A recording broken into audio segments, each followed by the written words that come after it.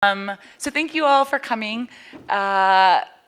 It's interesting being in Denver in 2022 at an Ethereum conference because I feel like 2-3 years ago it would have been controversial to even mention that there could be another layer one outside of Ethereum, and now we have a panel full of different founders who are working on different layer ones and other ecosystems. So I'm really pleased to kind of see how this space has progressed, and so we'll kick it off really quickly. I'm Ashley Tyson. I'm with Hypersphere, but previously I was a part of the founding team at Web3 Foundation, so worked on Polkadot, and then I worked on Near, and now I work with all of these guys on stage. So I will give them each a moment to introduce themselves and the projects that they're working on. Derek? Sure. So I'm Derek Yu. I'm the CEO of PureStake, but the main project we're working on is Moonbeam. Moonbeam is an Ethereum-compatible parachain on the Polkadot network.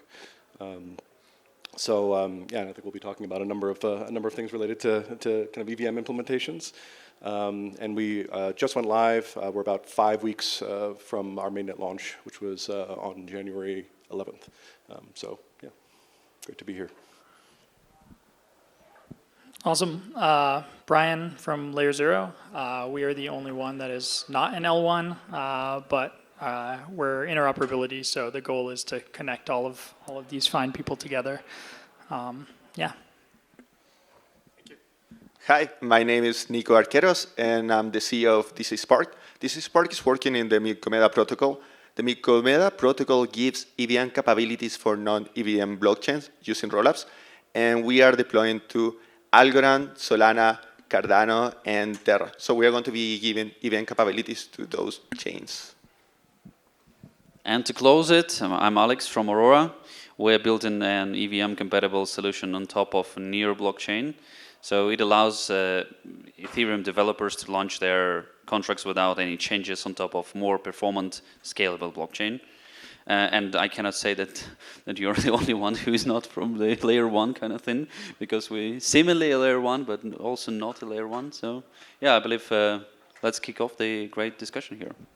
Sounds good. Just a quick question. Can you raise your hand if you work on Ethereum specifically? Okay. Raise your hand if you work on another ecosystem. Okay, good to know. Just wanted to know. Okay, so I'd like to start off by, Bryan asked that we keep things a little spicy. I don't know if you'll find this question spicy enough for you, but we can get to that later. But the future of Solidity and EVM. So we've seen more and more blockchains building in Rust. There's a lot of talk about WASM being the future. And I'm just curious what everyone's take is on the future of Solidity and EVM. Alex, you've got the mic. Feel free to kick it off. Sure. So from my point of view, EVM as a tech right now has the biggest amount of the developers, the biggest adoption, the biggest amount of tools available for it. So from my point of view, it's logical that many people are building for the EVM, their contracts, right? And maybe in some kind of design aspects, it's not the best one, right? Or it's not, was not like back then in 2014, people were not thinking about what is going to happen in 8 years after it. But we have what we have. This is the default kind of thing. And my recommendation and my point of view that in the next years, we're going to see EVM becoming a de facto standard for the execution environments. And maybe some additional languages like Viper or some more advanced kind of things are going to appear there. But the EVM as an execution environment, I believe, is going to be there. And that's why there are lots of people that are working on the EVM kind of compatibility thing.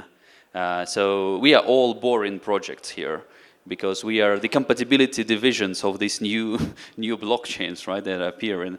But it is us, because of which the ecosystem can go and adapt new technologies. That's my point of view on this.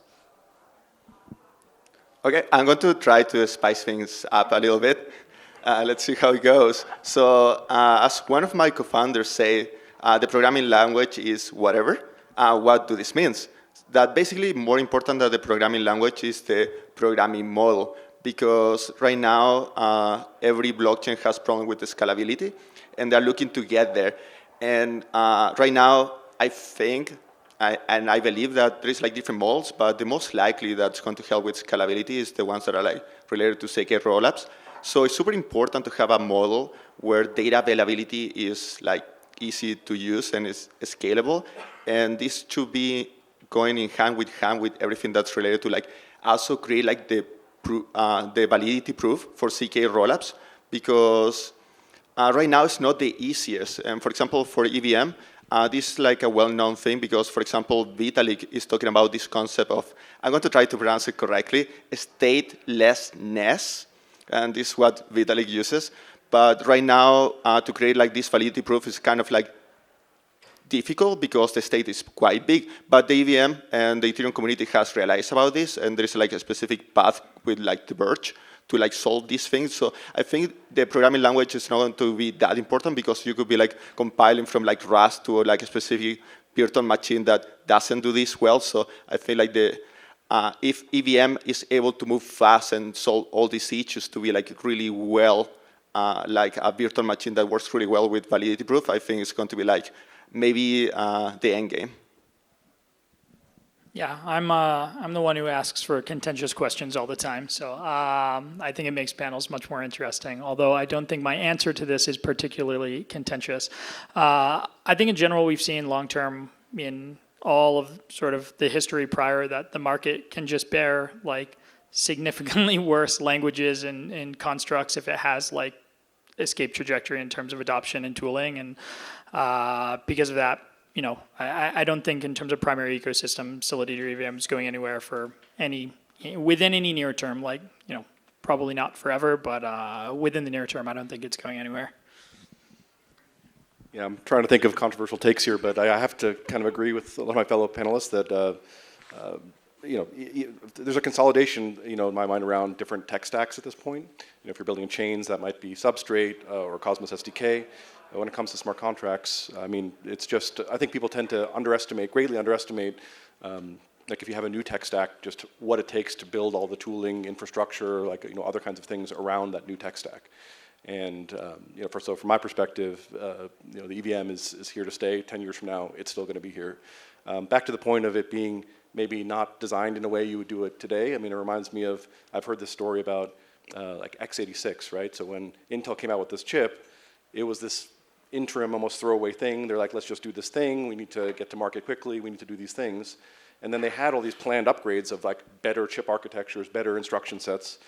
But guess what? Like, you know, that got adoption, tools, and all these people developing around it. And then here we are, like, you know, 40 years later, still using the same instruction set. So that's kind of how I see the EVM playing out. Okay, so then to make it a little bit more controversial, if, you know, that ecosystem is already in place and that tech stack is already in place, let's talk about L2s, all right? So with like Optimism, Arbitrum, Boba, a lot of these L2s are launching. Some are rumored to be playing with the idea of launching a token. So do L2s on Ethereum eliminate the need for EVM-compatible chains in other ecosystems? Yeah, I would say that there's many EVM chains, but you'll need to specialize. You know, I think there is a differentiation that's needed. So, you know, the L2s really, if you want, you know, good security and just cheaper execution, I think it's going to be probably increasingly challenging to have that be your differentiation angle as an alternate EVM-compatible L1. So, you know, take our example, like we're trying to differentiate more on interoperability, right? Because we're a parachain on Polkadot, that means that we can offer like native integrations, for example, using the Polkadot's XCM technology to other parachains in the ecosystem. So we're leaning into that and extending the base Ethereum feature set with these native cross-chain integrations. But you know, there's other angles one can take, but I think you'll probably need to take like some kind of angle, right, that's not just cheaper, faster kind of thing. You know, from a LayerZero perspective, I don't think we necessarily need to care and sort of like where it ends up. But I will say in the current state of L2s versus alternative L1s, that the market has clearly shown there's much more of an appetite for alternative L1s than it is for L2s. I think people want things that are fast and work now when they're willing to have shown they're willing to sort of sacrifice certain things to do that, and that's given sort of these ecosystems a leg to stand on and grow and innovate. So in a perfect world where L2s inherit base layer security and are fast and scalable and has everything, then like, no, maybe not, but it doesn't seem like we're living in that world yet. So I think we'll see a continued sort of, let's say, high usage of alternative L1s as opposed to strictly everything rolling into L2s. So how I see things is that right now, to get the token out of the way, a token is sometimes helpful, but it's not enough. And for like scalability, there is like two major things going on. The first one is scalability on the layer one. And this is going to be really difficult to get full scalability for all the needs that are going to be needed in the industry in the future. So there is still like going to be like a competition in the layer one, but also this to be played really well with L2s, because that's going to be like the way that these chains are actually going to scale up for like the needs that we need for the future. And I'm convinced that right now that sharding has shown like so many difficulties. And for example, even like some chains that are working with like sharding, they have like problems that one shard could sort of like DOS the other one with like these like sort of messages that could like generate like these reactions. So I believe that the layer one, they should optimize for data availability, and this is like super important, and also to have like what is like everything related to like the smart contract and also the state separately. There's one blockchain that nailed this one, but they're not very friendly towards rollups. So I think that's like a huge miss. And most likely like the future for scalability is going to be like CK rollups with validity proof. So the chains that are going to be able to like nail it in the layer one, and also they're going to have a virtual machine that's going to be like very friendly towards validity proof. I think that's going to be like the winner, and it's not going to depend that much about like the token. So although there is like layer two launching Ethereum, maybe the layer one is going to be different in the future. Maybe these layer twos are going to end up like moving to other chains that actually nail these specific points. So I would like to split this part into several different questions. So first one is the usage of the security, right? When we're talking about L2s, we first of all think about the security of the Ethereum blockchain that is inherited inside of the L2 solutions, right? There are many different ways how you can do it. You can launch inside of Ethereum. You can launch a validator of your other L1 blockchain. And it would mean that in order to break your L1 blockchain, you would need to break Ethereum, right? And from that point of view, this blockchain L1 will become an L2, right? It's going to be protected by the security of the Ethereum blockchain. This is just one of the examples, right? So utilizing the security of other solutions, from my point of view, is a great thing to do, because you do not need to build from the ground up your own security of your own blockchain, right? So this is, I believe, more and more solutions are going to become, an L2 from the point of view of the security, but they are not going to use, the paradigm that L2s right now are developing in, right? So this is one thing. However, in terms of the EVM compatibility, the first thing that comes into my mind is just the adoption of the comparison in between the adoption of the Optimism and Arbitrum, right? So Optimism, who's building on Optimism? Anything? Okay, who's building something on Arbitrum? Okay, so obviously it's not like a huge difference here, but 0 versus 2 people. One of the reasons why people are not building things on Optimism because they changed the virtual machine. You cannot run directly the Ethereum smart contracts there, right? You need to rewrite some pieces of it. I know a very, very well-known company that is integrating with Optimism for more than a year right now, right? So, like that's kind of approach. This is what it takes. So from that point of view, if you're losing the compatibility, if you're doing some kind of changes that are not backwards compatible. Again, just reiterating on the things that my colleagues were saying, that you might be underestimating the efforts for you to build all of the tooling and all of the things for this. So keeping and like Arbitrum is absolutely the same solution, but just with the EVM compatible kind of thing. So it is a little bit easier to run your stuff on Arbitrum. And now from that point of view, I believe just keeping that compatibility, it gives lots of great things for the developers and for the community to develop stuff on top. So my next question is about attracting developers. So it's always a question of, do we build our own kind of ecosystem? Do we, work with other ecosystems? Do we maybe siphon off some developers from other ecosystems? So how do you weigh attracting developers and capital from Ethereum versus creating a homegrown ecosystem? What are the strategies for each of your projects? And then maybe we can dive into a second question from there. Well, from my point of view, in general, blockchain is too small. It's too small in comparison with Web 2. So, like in my dreams, layer 1s, layer 2s need to stop competing with each other and instead trying to bring on board the developers from outside, right? We have lots of challenges as the industry. We need to scale. We are not growing. Like combined, blockchain is not growing as fast as freaking TikTok, right? So this is already an indication that we are doing something wrong, right? Lots of great tech minds here, and they are not able to make the tech viral. It means that we are not selling good. All of the things, right? So that's why, from my point of view, there is no need for us to compete with each other. Everybody will find a place in case we all going to succeed. So let's instead trying to either get in the developers from other protocols. Let's together educate people from outside of the blockchain and bring them on board. So quickly, assuming that's the case for you, what would you say is the difference from Aurora, and like what type of developers are you looking to attract? What type of community are you looking to differentiate with? Yeah, so our approach is, again, like reiterating on all other things that I was saying, is to keep the compatibility so people are not seeing something that is unusual. It's like you're using, I don't know, C++.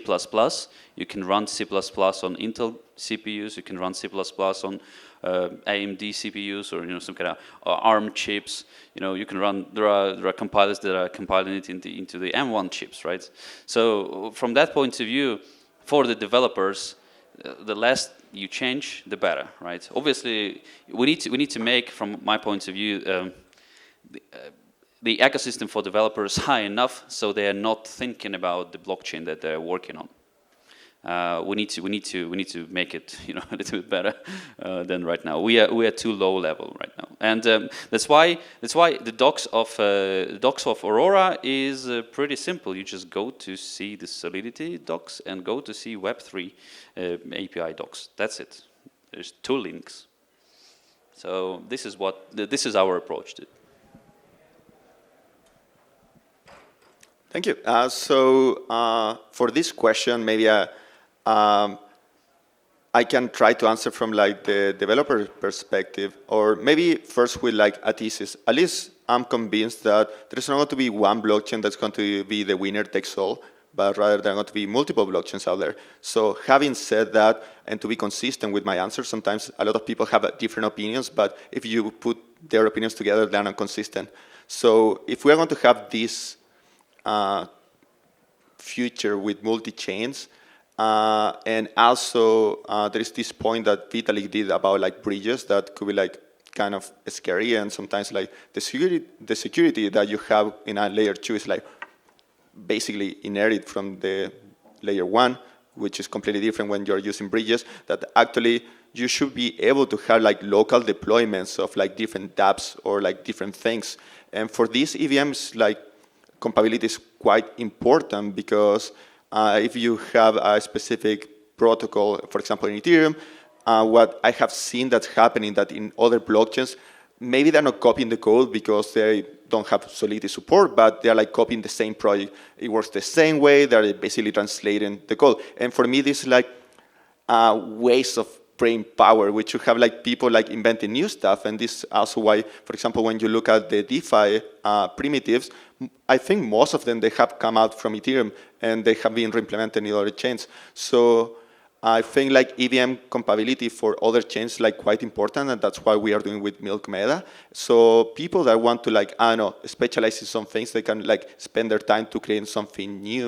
And also there is the point that I was mentioning in my previous answer about scalability. So developers are going to be like, they want to code something that it's not painful, if they follow documentation, it works right away, that they can debug, they can visualize like different use cases. So this is like quite important. And right now, EVM is like way ahead and it continues improving quite well, especially for like scalability and related to validity proof. So I think like developers are going to be looking for is to code, but also what is the future of this blockchain? So I think blockchains, layer ones that maybe don't have EVM support, but they could be like quite fast. They could have like a shot to like gain developers, because if they gain EVM and they're like quite fast in the layer one, developers can have like the easiness to code, but also they can see a future that maybe this specific layer one blockchain could make it in the future, because you don't want to spend time learning a new programming language and in a new blockchain, because it's very risky and maybe it's not going to make it, and most of your work and your knowledge is going to be deprecated. So that's why I think like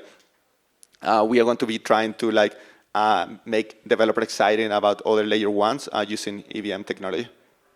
I think some of us like the pain, though, Nico. I think you might be wrong there. I think there's a lot of masochists here. Bryan, what are your thoughts? Yeah. I mean, I think ultimately there's two ways to attract devs, and I think you attract them either via capital or by giving them something that's actually interesting and they want to do, right? And I think most ecosystems right now just attract with capital, which is why you see the same projects being forked 100 times, because they'll get paid to be forked here and then they'll get paid to be forked there, but like nobody actually cares, right? And so I think it's more about giving people something that's genuinely interesting. I think for us, obviously, the goal is like seamless interoperability, but I think Solana's done a great job of like, it's like a closed ecosystem is a really risky bet in that if they like didn't hit a certain critical mass, I think the developer community would have just like died. But they did, and now they have people like building interesting things, because like it's hard. Like people need to actually care and be motivated enough to build there, and then once they've gone through all that, like they feel beholden to it. And I think one of the issues right now is everybody is just purely attracting, they're like bootstrapping protocols with just capital incentives, and I don't think it's enough.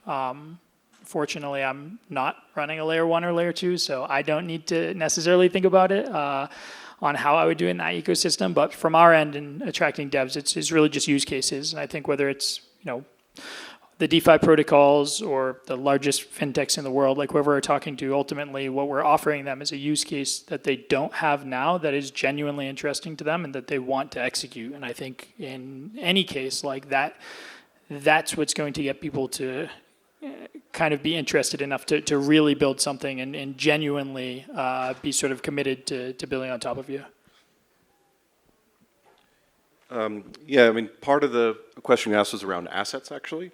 So just to take that part first, I think, you know, if you're an alternate L1, you pretty much like have to target at least, part of your strategy has to target like Ethereum-based assets. That's just where so much of the value is. You know, and there's a whole bunch of bridging solutions such as LayerZero that like can help like move those assets. But you know, I kind of see that as almost a required. When it comes to developers, I mean, first it's kind of these prerequisites for EVM chains. I think the thing that was really an eye opener for us was, yes, you need to build the Ethereum implementation and have that work well, but are these like critical other pieces of infrastructure that developers really want. And some of them are like not that easy to get because they're single threaded through certain organizations. So that would be like Etherscan, I'd point out as like being one. That they have like a long backlog for integration, so that's like a very critical piece, along with Chainlink. Chainlink is like a big unlock for a lot of DeFi activity, and that's not something that there's only a certain rate at which those integrations are delivered. So you need these prerequisites, and then what we've seen is, I mean, in my mind, the right strategy is to have a mix of what I'd call multi-chain teams and native teams. So, multi-chain teams, there's a number of teams now that, many of them started on ETH mainnet, and they're then pursuing a multi-chain deployment strategy. In our case, I would highlight, folks like Sushi or Curve that have deployments into our ecosystem. They're multi-chain. There you have a lot of confidence about, their brands speak for themselves, right? People have confidence in using those protocols, and that may even be, confidence enough to say, hey, I'm going to use this new ecosystem because I trust, this other brand. I think the challenge with them is, though, when you have a multi-chain team like that, the attention is divided, right? So if you have 10 deployments, then that team is kind of minding 10 different, ecosystems, and you're going to get maybe a tenth of their attention, right? Something like this. And so, I think that's where you have to complement with native teams. They may be newer, they may be having new contracts, and maybe some smart contract risk and other things, but you're compensated by having that team's full attention, and they're often going to be doing community building efforts and other things, to help your ecosystem along. What's the breakdown of Moonbeam versus like multi-chain versus native teams? Yeah, I would say that it's also been different over time. So like initially, our strategy was to target multi-chain teams. That was kind of our initial go-to-market strategy. But what we've seen is much more uptake on the native side now. But that's just a sign of the ecosystem maturing. A lot of these tools I mentioned being integrated and available. It kind of changes over time, I think. So we have 4 minutes left, and Bryan specifically asked that we made this panel really spicy. So I'm going to ask you if you've got any questions for fellow panelists or for yourself that you want to answer that is spicy and controversial and meets your expectations of that. I wish I did, right? If this was an interoperability panel and I could argue with people on ways to address it, I would, that's the fun I stuff. think we could take it there. That's what I think about all day. So like I love to have those conversations, but in terms of like the trade-offs that these guys are making, I'm maybe less equipped to ask the right contentious questions. So maybe I'll leave it to you guys if you have something for each other. Or I'm happy to field any, if anybody has one. I say it every time I speak. Like I very much love adversarial lines of reasoning, so feel free. I mean, Vitalik had this like post, right, that a lot of people were talking about like different like consensus and security domains, and kind of being a bit of a naysayer then on like cross consensus, like what that looks like in the future. But it seems clear to me that that's going to exist. So yeah, maybe I'll that's obviously something it sounds like you have thought a lot about. So like. I mean, is he wrong, or like, what would you say? What would you say in response to him on that point? Yeah, I wrote a thread after it, and I basically said I agreed that wrapped assets suck. And like ultimately at the core of what Vitalik is talking about is wrapped assets, right? So you have some inflow from one ecosystem to the other, and the way that most people design bridges now is like you're going to lock an asset on chain A, and you're going to like mint a synthetic derivative on chain B. And so if you have $10 billion of inflow like from chain A to chain B, you have $10 billion of like systemic risk that lives in that contract that if something happens, Wormhole was like a great example of this recently, like the underlying, like the entire amount of the underlying is basically at risk, right? So I think what will happen is, well, one is the question, like Vitalik obviously thinks through wrapped assets because like there's no contract that can like mint ETH on another chain. So like all ETH anywhere else is like WETH, right? Which is fine, but like there's a bunch of assets that have native deployments everywhere. So like, do we really need ETH on Avalanche and Solana and Matic and like all of these other chains? Like, maybe, but maybe in the future, like that's going to be more likely to be like USDC or some algo stable or something else, right? And so if we move towards something that's actually deployed on multiple chains, like, okay, let's say it's USDC, and you can have a pool of, let's say, 100 million on each chain of these two chains of USDC, and you can get the same $10 billion of inflow, assuming you can incentivize rebalancing correctly, with none of the systemic risk. Like you only have like the $200 million that's deployed. So it's slightly less capital efficient than being able to mint and burn, but it's much, much, much more capital efficient in terms of like actual risk, right? You only ever have that $200 million of immediate risk at any point in time, and you can still have the massive inflow. And so you're talking like orders of magnitude greater from a security perspective, not to mention like the usability and like all the other reasons why you would not want to have wrap synthetics. But from my standpoint, like things will trend in that direction, but I 100% agree with him that wrapped assets are bad in general, and like especially when you're going from like you have 5 bridges, you have 5 different versions of that wrapped asset, and then sometimes you're like daisy chaining wrapped assets. We're like, okay, like this bridge has dominance here, and now we're not even going to bridge the native over like from this chain to the other. We're going to go through like a different bridge of that wrap. So you have like this daisy chain of bridges where if any of them breaks, like the entire chain is broken, and people don't even necessarily understand like the risk that they're inheriting by using one of these on a given chain. That's basically the entire trail prior to that. I guess we're out of time, but thank you guys so much for joining. Thanks everyone for joining us. Have a good ETH Denver.